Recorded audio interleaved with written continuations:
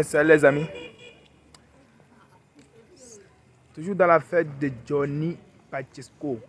Donc, il joue les audios de Ouattara. Donc, je vous laisse regarder la vidéo par vous-même. Likez, commentez et n'oubliez pas de s'abonner. C'est Bernard Goza là, c'est lui qui l'a dit. Voilà, on va suivre la vidéo ici. On suit la vidéo ici. Et puis après, je poursuis ma locution. Suivez cette vidéo là. Moi, je l'ai dit, à Paris ici, je ne connais aucun Ivoirien qui peut débloquer 40 000 francs pour te donner et aller déposer à l'OFPRA. On a discuté avec Marcel Aïpo. Aïpo m'a dit, ah, mais écoute, je vais essayer de l'amener chez James Senac, qui était le conseiller en communication dans la salle Ouattara en 1999 avec Alain Toussaint. Donc, je vais essayer d'amener Soro Guillaume là-bas. Donc, il a amené Soro Guillaume là-bas, à l'avenue Kléber, où Ouattara venait d'ouvrir un cabinet de communication avec une somme de presque 4 à 5 milliards de francs CFA pour arroser toutes les rédactions de Paris avant le coup d'État de 99. Voilà. Et c'est James Senac et Alain Toussaint qui géraient ce cabinet de communication avec Dominique Ouattara en arrière-plan. Chez qui, chaque soir, il partait faire un compte rendu à Victor Hugo chez Dominique Ouattara. Donc, c'est James Senac et Alain Toussaint qui ont convaincu Dominique Ouattara qu'il fallait donner les 40 000 francs français à Soro Guillaume pour aller déposer cet argent à l'OFPRA. Voilà. Les gens qui citent là, ces personnes-là sont vivantes. Hein. Ils vivent ou pas? Cette cellule de communication, elle n'a pas vu le jour en France. Hein? Tout à l'heure, je vous disais quoi? Je disais que pour faire une rébellion, là, il faut un matériel de renseignement. Et puis en même temps, il faut une structure qui va se charger de comment on appelle ça, si vous voulez, de mouiller la barbe de la communauté internationale lorsque ce coup d'État-là aura lieu. Parce que la communauté internationale peut se dresser contre vous. Mais il faut préparer la communauté internationale dans une acceptation de ce coup d'État-là.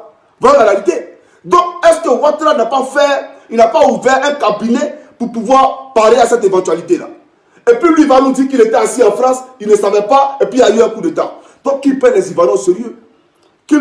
En tout cas, prenez les Ivoiriens au sérieux. Ça n'a rien à voir avec une question de détestation de Ouattara. Nous, on pose les faits. Voilà la réalité.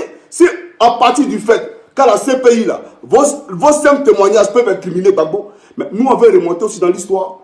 On veut remonter dans l'histoire. Hier, le président Gbagbo ne pouvait pas arrêter Ouattara parce qu'en ce moment-là, Blaise Compaoré est encore au pouvoir. IB jouait le jeu. Tout le monde jouait le jeu. Ouattara jouait le jeu. Kone Zakaria jouait le jeu. Chacun jouait son jeu. Voilà la réalité. Donc, il a fallu que Gbagbo ne soit plus au pouvoir pour que toutes les têtes là, mais se révèlent. En tout cas, l'iceberg caché de la rébellion soit dessiné pour que les Ivoiriens touchent du doigt les vrais rebelles. Voilà la réalité. Même le cas de Judas et puis le Jésus-Christ. Judas là, c'est le Christ qui savait qu'il allait le trahir. Les disciples autour de Jésus là, ils ne savaient pas. Jusqu'à ce que Judas trahisse Jésus pour qu'il découvre qu'effectivement, c'est Judas là qui a trahi Jésus. Parce qu'il y a eu fait. En tout cas, l'acte a été accompli et ça a été posé. Donc, voilà la réalité. Nous, on ne pouvait pas savoir. Donc, Ouattara ne pouvait pas t'arrêter tant que Gbagbo ne quittait pas le pouvoir. Voilà la réalité. Donc, aujourd'hui, pourquoi on ne peut pas arrêter les rebelles? Aujourd'hui, pourquoi les rebelles sont promus à des postes de responsabilité? Aujourd'hui, pourquoi Blaise Compaoré est en Côte d'Ivoire? Au moins, arrêtez-le. Au moins, arrêtez-le. Là, on saura que Ouattara n'a rien à voir avec la rébellion. Et puis, qu'il respecte les gens. Toi, tu n'as pas fait la rébellion. Tu n'es pas le père de la rébellion. Et puis, tu ne connais pas Kone Zakaria. Et eux, ils ont eu des armes. Ils ont eu les armes là comment? Qui les payait? Qui leur donnait de l'argent? Où ils étaient au Burkina là? Qui les entretenait? Mais avant tout ça là, le coup d'État n'a pas eu lieu de façon, je dirais, spontanée. Il y a eu d'abord un préalable. Il y a eu des entretiens. Il y a eu des réunions. Il y a eu des conventions, etc., etc. Et c'est suite à tout ça là que le coup d'État a été, comment on appelle ça, a été dessiné, a été fait. Voilà la réalité. Donc il faut respecter les Ivoiriens. Alors, je vais retourner la caméra. Vous allez écouter Kone Zakaria lui-même. Et puis on va traduire. On va lire ce qu'il dit. C'est important ce qu'il dit. On va lire. Et puis à partir de là, vous allez me dire si en ce moment-là, quand il fait sa déclaration là, il racontait l'histoire. Voilà, il racontait l'histoire. Donc il ne nous parlait pas de façon immédiate, il parlait de l'histoire. Et en ce moment-là, la rébellion là, elle n'avait pas encore eu lieu. Mais il nous expliquait comment la rébellion a eu lieu.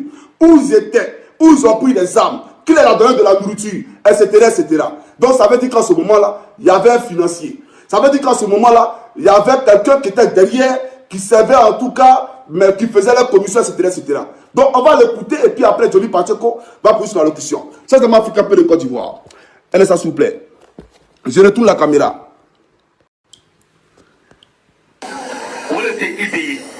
Durant notre exil, IB était notre chef de file.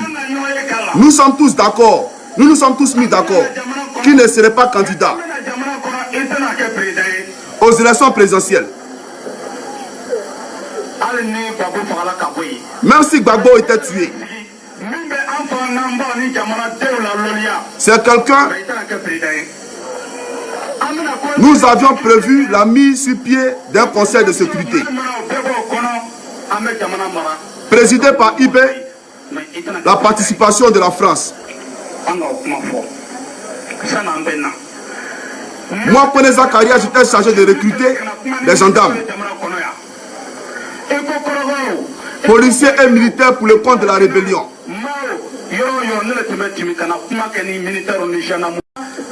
Mais nous l'avons fait pour notre liberté. En ce moment, le coup d'État n'a pas encore eu lieu. Nous avons pris des armes, mais ce n'est pas IB qui les a achetées. Ce n'est pas IB qui les a achetées. Que cette vérité soit sûre de tous aujourd'hui.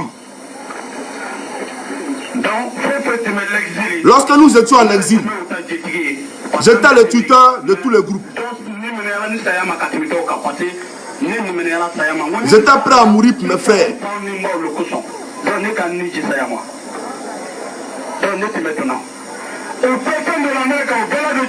C'est moi qui ai fait entrer les combattants et les armes dans le pays à Korogo, à Abidjan, de Korogo à Abidjan. Si vous supportez les MPCI, ne le faites pas pour Zakaria. Voilà. Donc si vous supportez le MPCI, ne le faites pas pour IB, ni pour Soro, ni pour Zakaria, mais faites-le pour celui qui a acheté les armes à Alassane Dramane Ouattara. Voilà. On poursuit, hein.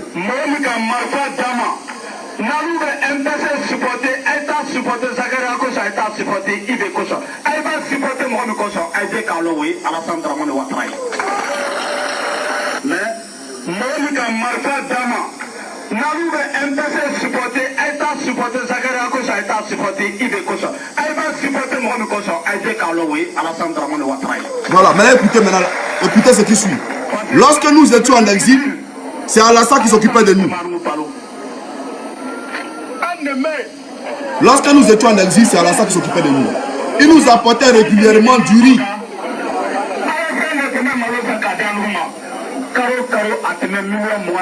Et la somme de 25 millions de francs CFA chaque mois. Voilà. Alors, on va retourner la caméra.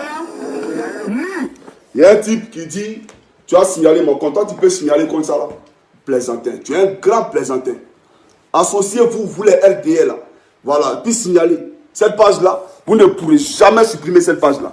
Voilà. C'est moi qui te dis ça. Tu es un plaisantin. Va t'entraîner encore. Je vais supprimer ta chaîne. Là, tu peux supprimer ça là. Alors, chers amis, il est en train de raconter l'histoire ici. Ils étaient en exil. C'est Ouattara qui leur donnait 25 millions de francs CFA par mois. Si Ouattara ne le connaît pas, avant que le coup d'État ait lieu, comment tu peux leur donner 25 millions de francs CFA par mois? Donc lui, il percevait de l'argent de quelqu'un qui ne connaissait pas. Quand ils étaient en exil, quelqu'un payait des armes. Ce n'était pas IB, mais c'est Alassane Dramane Ouattara. Et Alassane Ouattara ne le connaît pas. Vous êtes sérieux là? Vous êtes sûr que c'est la vérité ce que Ouattara dit? Mais non, ce n'est pas la vérité. Alors c'est ce que je suis venu vous dire. Pour dire simplement que quand nous le disons, ce n'est pas parce qu'on est pour les Ouattara. Mais on ne peut pas accepter que les gens se lèvent au nom de rien. Et puis c'est-à-dire que tuent impuniment. Vous vous levez, vous massacrez les Ivoiriens. Vous tuez les gens sous prétexte que vous êtes fâchés. Mais nous sommes tous fâchés. Est-ce que votre manière de gérer les affaires de l'État là nous convient? Ça ne nous convient guère. Nous sommes fâchés. Mais on ne vous fait pas de guerre. Parce que c'est les Ivoiriens qui vont mourir. C'est les Ivoiriens qui seront frustrés. C'est les familles qui vont périr. Voilà pourquoi on ne les fait pas. Donc quand tu commets un acte comme ça là, mais il faut attendre un retour. Voilà la réalité. Vous avez tué les gens. Vous avez massacré les gens. Ces gens-là vous disent qu'ils ont envie de voir leurs parents. Leurs parents ne sont pas décédés, n'ont pas disparu par la volonté de Dieu. Leurs parents ont disparu par votre volonté, par votre faute. C'est vous qui avez pris les armes pour les tuer. Alors il faut réparer cela. Alors nous disons que tout ce que vous êtes en train de faire là, ça ne nous convient pas. Nous ne sommes pas d'accord. Vous avez tué les Ivoiriens et cela doit être réparé. C'est de ça que nous parlons. Et Ouattara pas venu nous dire aujourd'hui que lui ne connaît pas Kone Zakaria. Tu ne connais pas Kone Zakaria. Mais la rébellion ne s'est pas levée comme ça pour faire une rébellion. Il faut des hommes. Il faut préparer les hommes. Il faut leur donner de l'argent. Il faut les nourrir. Les 25 millions de francs CFA là, qui leur donnait ça? Parce qu'ils percevaient les 25 millions là. Il n'y avait pas encore rébellion. Il n'y avait pas encore rébellion. Ils étaient où? Ils étaient à Ouagadougou. Donc, tout coïncide. Quand Ibé disait qu'ils étaient à Ouagadougou, il ne mentait pas. C'est la preuve parce que Kone Zakaria lui-même dit qu'ils étaient à Ouagadougou. Et puis tu leur donnais 25 millions. Donc tu as le père de la rébellion. C'est de ça que nous parlons. Et les gens nous demandent des preuves matérielles. Si vous voulez des preuves matérielles, mais allez donner des preuves matérielles au procureur McDonald, qui dépose ça sur la table du juge, il va arrêter Gbagbo Laurent. Et puis il n'y aura plus de procès. On ne va plus entendre des témoins. Parce que c'est sur la base des témoignages des uns et des autres qu'on arrête les gens. Et puis il y a un type tout à l'heure qui disait c'est un montage. Ah, donc c'est moi qui ai pris le micro, j'ai mis dans la tête, dans la bouche de Kone Zakaria pour qu'il parle. Mais c'est Djoula, il parle. Son intime, il est en train de parler là, tout le monde comprend. Va sur YouTube et puis toi tu comprends Djoula là. Il faut aller dire si c'est un montage ou pas. Soyons sérieux. Alors Ouattara c'est le père de la rébellion, c'est le père de débat. Alors qu'ils le comprennent. Il ne peut pas tuer les Ivoiriens impunément. Tu ne peux pas massacrer les Ivoiriens impunément. Tu as tué, tu t'es assis à la tête de notre pays, on a compris. Mais nous voulons, en tout cas, nous voulons réparation pour tous les torts que tu as causés aux Ivoiriens. C'est tellement simple à comprendre. Alors, chers amis africains, pour le Côte d'Ivoire, j'ai décidé simplement de faire une suite à la vidéo précédente, c'est-à-dire la vidéo d'hier, pour que les gens comprennent que Johnny Pacheco n'a pas un problème avec Ouattara, mais s'ils veulent nous demander des preuves écrites, eux aussi là, qu'ils envoient des preuves écrites pour Gbagbo Laurent. Et puis nous allons nous laisser. Voilà. Portez-vous bien, on est ici les morts.